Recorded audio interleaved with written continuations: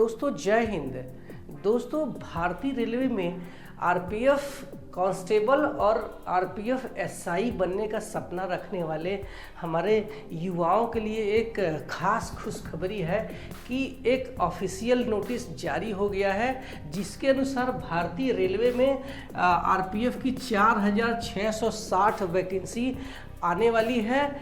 जो कब हमें देखने को मिलेगा, ये हमें 15 अप्रैल 2024 से ये भारतीय रेलवे की जो ऑफिशियल वेबसाइट है indianrailways.gov.in पर जा कर के आप अपना फॉर्म भर सकते हैं। अपना मनपसंद आपको जोन आरआरबी चुन के अपना फॉर्म भर सकते हैं। इसके बाद इसकी जो लास्ट डेट होगी वो होगी 14 मई 2024 से, यानी आप 14 मई 2024 तक अपने फॉर्म को फिलअप कर सकते हैं। और ये जो साइट है ये हमारी 15 तारीख को खुलेगी। तो इसमें मेनली 2 पोस्ट बोल के हमारी वैकेंसी आएगी। एक होगा आरपीएफ कांस्टेबल और दूसरा होगा आरपीएफ एसआई। तो अगर आप दोनों के लिए एलिजिबल है, दोनों के लिए क्वालिफिकेशंस और आपका पूरा फुलफिल करते हैं एलिजिबिलिटी क्राइटेरिया, तो आप दोनों के लिए फॉर्म भर सकते हैं। बशर्ते आपको एक ही आरआरबी कोई चुनना होगा, जिसमें आपको फर्स्ट प्रेफरेंसेस आपको आरपीएफ इंस्पेक्टर और सेकंड प्रेफरेंसेस आपको आरपीएफ कांस्टेबल देना होगा। तो इस पे हम दोनों पे थोड़ा थोड़ा अलग अलग बात कर लेंगे कि इनमें कितनी पोस्ट है और इसकी एलिजिबिलिटी क्राइटेरिया क्या है। तो आरपीएफ कांस्टेबल की बात करें तो ये पोस्ट हमारा है 4208।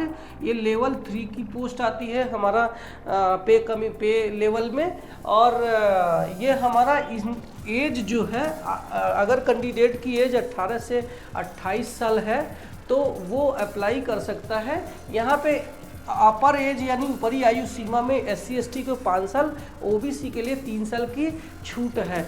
ये पहले जब वैकेंसी आती थी तो ये जो एज था 18 से 25 साल था, लेकिन अभी चूँकि कोरोना की वजह से वैकेंसी नहीं आई थी, तो इस बार हमें वैकेंसी का जो एज है इसमें एज रिलैक्सेशन बढ़ा हुआ देखने को मिल रहा है। तो ये 25 की जगह पे आपको 28 देखने को मिलेगी। और जो एज रिलैक्सेशन है वो मैंने बता दिया कि SC ST के लिए 5 साल और OBC के लिए 3 साल। हम क्वालिफिकेशंस की बात करें तो यहाँ पे क्वालिफिकेशन मेन है कि हमारे पास क्या क्वालिफिकेशन होने चाहिए जिससे कि मैं ये आरपीएफ कांस्टेबल का फॉर्म अप्लाई कर सकूं। तो आपकी जानकारी के लिए बता दूं कि अगर आपने 10वीं पास है तो 10वीं के बाद आप 12वीं या ग्रेजुएशन या जो भी आपने करके रखा है तो आप अप्लाई कर सकते हैं। हाँ, 10वीं में आप चाहे जितना भी परसेंटेज किए हैं चलेगा, ओनली पासिंग मार्क चलेगा, ठीक है। परसेंटेज का यहाँ कोई रोल नहीं है। और किसी भी सब्जेक्ट में अगर आपने 10वीं किया है तो यहाँ पे आप एलिजिबल है। अब हम बात करेंगे आरपीएफ इंस्पेक्टर यानी एसआई की बात करेंगे तो यहाँ पे हमें 452 पोस्ट देखने को यहाँ पे मिल रही है। और पे लेवल में ये लेवल 6 की पोस्ट है। और यहाँ पे हम एज की बात करें तो जो कैंडिडेट है इनकी जो एज है वो 20 साल से 28 साल के बीच में होने चाहिए। SC ST के लिए यहाँ पे 5 साल की छूट है, OBC के लिए 3 साल की छूट है। ये अपर एज में है, ठीक है। तो ये 20 साल से 28 साल के बीच में एज होना चाहिए। क्वालिफिकेशंस की हम बात करें तो क्वालिफिकेशन में कैंडिडेट ग्रेजुएट होना चाहिए, किसी भी सब्जेक्ट में हो, और कोई भी मार्किंग किया हो चलेगा, मतलब पासिंग मार्क भी चलेगा। परसेंटेज का कोई रोल यहाँ पे नहीं है। यहाँ पे ये जो रिजर्वेशन है ये हमारे फीमेल कैंडिडेट को कैटेगरी वाइज सारे पोस्ट में रिजर्वेशन है।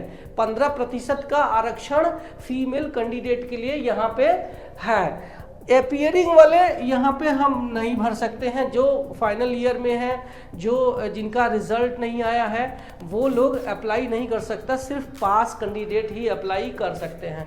अब ये तो हो गई हमारी एज और ये हमारी हो गई क्वालिफिकेशन अब आइए जानते हैं कि ये फिजिकल मेजरमेंट क्या होगा, क्योंकि आरपीएफ का मतलब है कि वो रेलवे का पुलिस है, रेलवे का प्रोटेक्शन फोर्स है। उसकी पूरी जिम्मेदारी है कि रेलवे के संपत्तियों को असामाजिक तत्वों से बचाना और उसको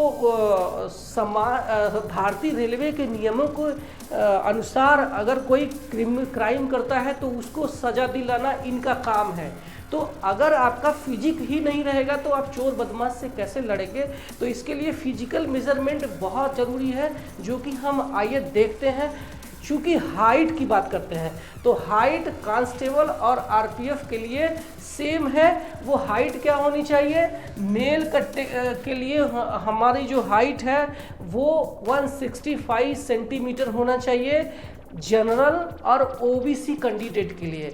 यही फीमेल के लिए ये जो हाइट है 157 सेंटीमीटर होनी चाहिए और मेल के लिए हमने बता दिया कि 165 सेंटीमीटर होने चाहिए। अब एससी एसटी के लिए ये जो हाइट है मेल के लिए 160 सेंटीमीटर होनी चाहिए और फीमेल के लिए सिर्फ 152 सेंटीमीटर होने चाहिए। तो ये तो हो गया हाइट।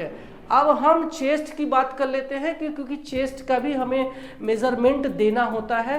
तो ये फीमेल के लिए चेस्ट का मेज़रमेंट नहीं है, ये सिर्फ मेल कैंडिडेट यानी पुरुषों के लिए यानी लड़कों के लिए ये मापदंड रहेगा। तो आइए देखते हैं कि हमारा जो चेस्ट मेजरमेंट है ये दोनों के लिए सेम है, मतलब कांस्टेबल के लिए भी और आरपीएफ कांस्टेबल और आरपीएफ एसआई दोनों के लिए सेम है। तो हम चेस्ट की बात करेंगे तो ओबीसी और अनरिजर्व के लिए जो चेस्ट है ये बिना फुलाए यानी बिना एक्सपैंड किए नॉर्मल कंडीशन में 80 सेंटीमीटर होने चाहिए। अगर एक्सपैंड कर दिया तो इसका जो 5 सेंटीमीटर का फुलाव हो जाएगा चेस्ट का, तो 85 सेंटीमीटर एक्सपैंड के बाद आपका चेस्ट होना चाहिए। हम एससी एसटी की बात करें तो यहाँ पे जो बिना फुलाए बिना एक्सपैंड किए ये जो चेस्ट का फुलाव है ये नॉर्मल 76.2 सेंटीमीटर होना चाहिए और चेस्ट को एक्सपैंड करने के बाद ये जो फुलाव है ये 81.2 सेंटीमीटर होना चाहिए। तो ये तो हमारा फिजिकल हो गया, ये हमारा एज रिलैक्सेशन और आपका जो क्वालिफिकेशन हो गया। अब बात करेंगे कि सैलरी कितना होगा। तो आपको बता दूं कि आरपीएफ कांस्टेबल की जो स्टार्टिंग सैलरी है वो लगभग 35 से 40 हज़ार रुपये पर मंथ यहाँ पे मिलेगा। वहीं हम आरपीएफ एसआई के सैलरी की बात करें तो 50 से 55 हज़ार रुपये इनकी जो सैलरी स्टार्टिंग में मिलेगा। अब आगे जा कर के ये जो आरपीएफ का जो कांस्टेबल है ये जो है प्रमोट होकर के आरपीएफ सब इंस्पेक्टर भी बन सकता है। तो ये हमारा ऑफिशियल नोटिस है।